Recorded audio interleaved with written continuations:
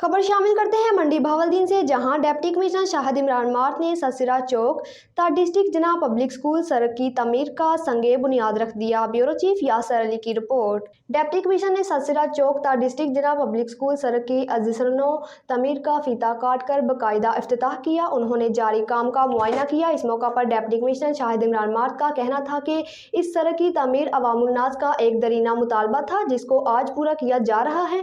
उन्होंने बताया कि ये सड़क म्यूनसिपल कमेटी के फंड से तमीर की जा रही है। सड़क की तमीर को 15 जनवरी तक मुकम्मल कर लिया जाएगा। डिप्टी कमिश्नर ने कहा कि अवामी फलाहो बहबूद के इस मंसूबे को मुकर्रर मेयार और मुद्दत के अंदर मुकम्मल किया जाएगा। गैर मेयारी तमीराती मटीरियल और ताखीर किसी सूरत काबिल कबूल ना होगी। इस मौका पर additional deputy commissioner revenue Zulfikar Ahmad समेत दीगर अफसरान और मुअज़्ज़िज़ीन इलाका की कसीर तादाद भी मौजूद थी।